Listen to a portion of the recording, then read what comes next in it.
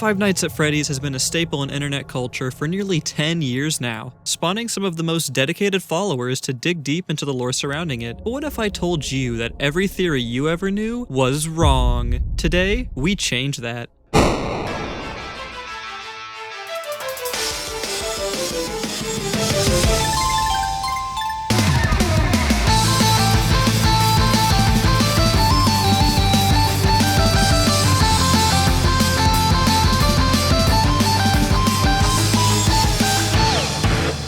Hello every pony, welcome to Main Theory, the only show where you can kick your hooves back and relax while I explain the intricacies of why horses can actually be purple. And speaking of purple, let's talk about a purple horse. No, not that one. That one. Ah yes, Starlight Glimmer, a fan favorite throughout the latter seasons of My Little Pony. But what if I told you that today, I could prove to you that Starlight is still holding back secrets that no pony knows about? That's right, our old cutie mark stealing friend has a little more than just thievery on her hooves. And it all starts with a different franchise, Five Nights at Freddy's. Five Nights at Freddy's has been known to have an extensive amount of lore chalked up behind it, spanning across multiple games, books, and of course, the fandom theories. However, all of these theories forget to mention one thing. My Little Pony, friendship is magic. You see, many of fans subscribes to the old purple guy canon, the man behind the slaughter, if you will. You see, this is where I'd have to differ. I don't think it was a purple guy at all. In fact, I can prove to you that the purple guy isn't even William Afton. Actually, the purple guy isn't even a guy. Would you believe me if I said that it was, in fact, a purple mare? And I don't mean just any mare. That's right, I'm talking about Starlight Glimmer. Remember earlier when I was talking about how she had more than thievery on her hooves? I wasn't kidding. Go ahead and add kidnapping and murder to those lists of equestrian crime. Now, I know what you might be thinking. Lara, what kind of nonsensical rambling are you on about? Hush.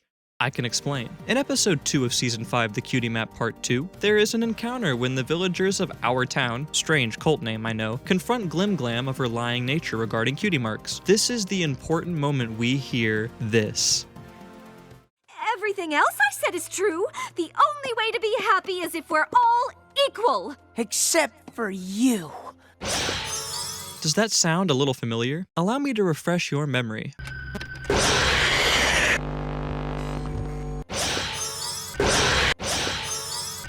That's right, Starlight Glimmer and Springtrap share the same noise of anger, but this is where I'm going to blow your mind. What if Starlight Glimmer was Springtrap? Going back to earlier when I was talking about how Starlight Glimmer was the mare behind the slaughter, we can actually notice quite a lot of similarities between both characters. Similarity 1, both are purple. I mean, come on every pony, it's on the nose. Similarity 2, both share the exact same anger jump scare noise. This is clearly not a coincidence. Similarity 3, both are very troubled individuals. Starlight essentially enslaved a whole village of people. I don't think it's too far out of reality to say that she did a few more nefarious activities on the side. And for perhaps my most impactful piece of evidence, the episode Rock Solid Friendship. You see, pizza is not brought up at all in Friendship is Magic, aside from one major episode. See, in Rock Solid Friendship, we can see Pinkie Pie delivering a pizza to Derpy, but who else do we see in this very scene? That's right, Starlight Glimmer, and I must say she looks rather unpleased to see Pinkie Pie with pizza. I'll get more into that later. Now, all of this begs the question, what does this mean for the rest of the FNAF lore? Well, buckle up because we're throwing all of your previous knowledge out the window. William Afton, Starlight Glimmer. Henry Emily, co-founder of Freddy Fazbear's Pizza, Trixie Lulamoon. Michael Afton, Luster Dawn. I mean, there is really no cracks here in the surface, people. This theory has no content. Looking for some pony? Is that the best you got? Wait, rewind that? No, it can't be.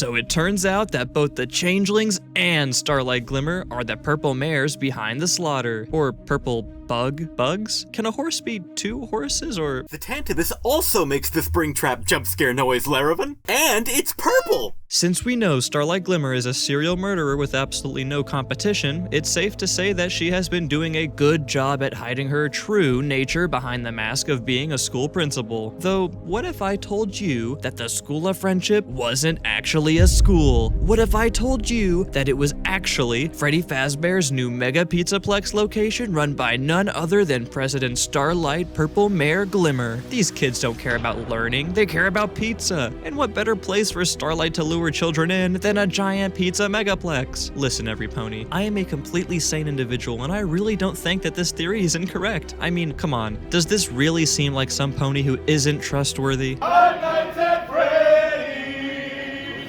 Is this where you wanna be? I just don't get it. With all of these facts having been lined up, it really does get you thinking. One lore piece in particular is...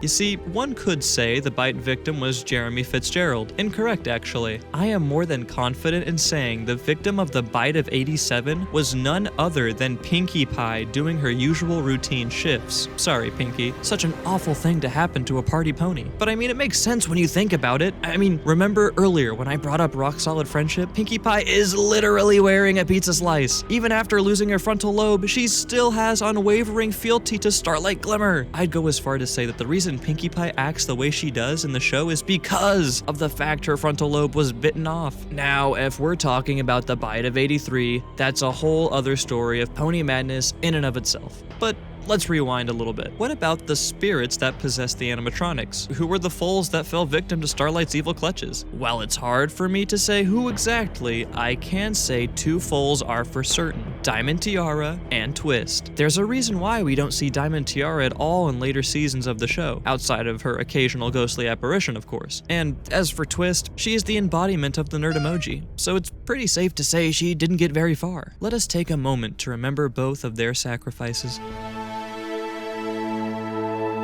Suffice to say, we really need to lock Starlight up for her crimes. I am more than happy to have brought this attention onto her for all of you to see. Starlight must be stopped before she can murder more innocents. Actually, can we wait to arrest her until after I get my pizza? I paid good bids for the pie and I am really hungry. But hey, that's just a theory. A main theory. Thanks for watching.